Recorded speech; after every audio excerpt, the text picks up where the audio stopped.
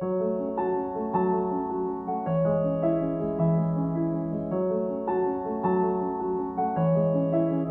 Me by André Aciman. Narrated for you by Michael Stuhlbarg.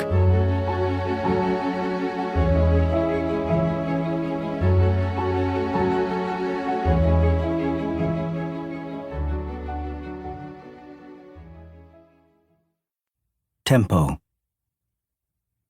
Why so glum?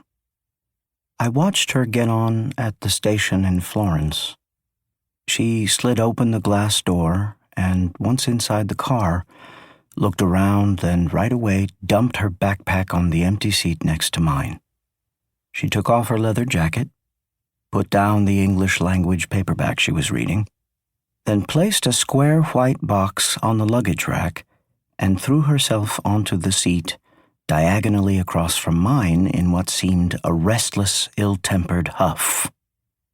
She reminded me of someone who just had a heated argument seconds before boarding and was still stewing over the cutting words either she or someone else had spoken before hanging up.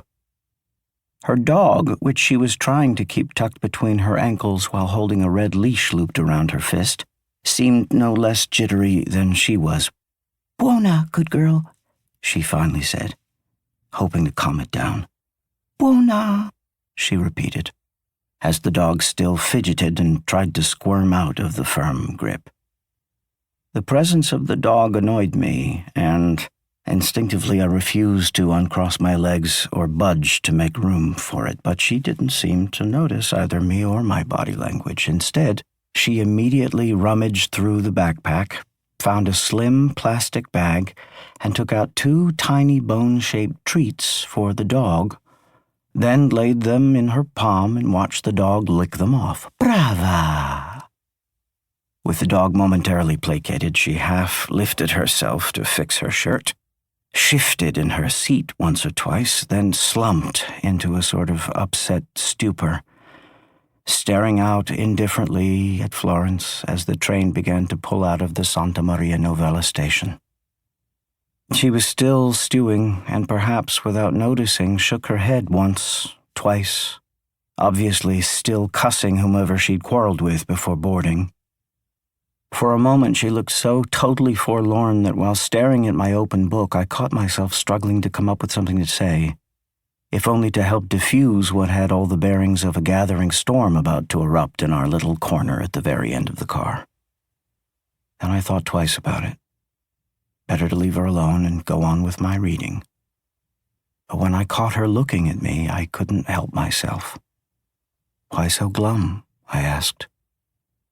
Only then did it occur to me how thoroughly inappropriate my question must have sounded to a complete stranger on a train, to say nothing of one who seemed ready to explode at the slightest provocation.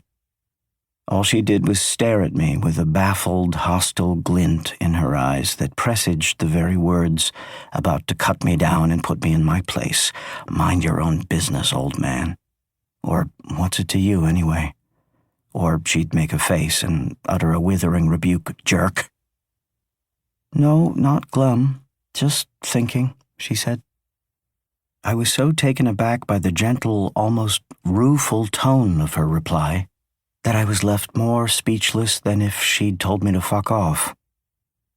"Maybe thinking makes me look glum."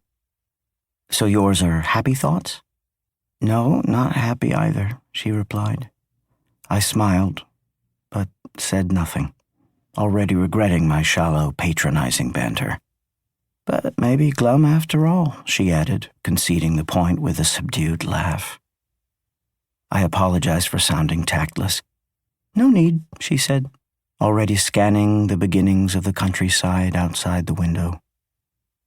"Was she American?" I asked. "She was." "Me too," I said. "I could tell from your accent," she added with a smile.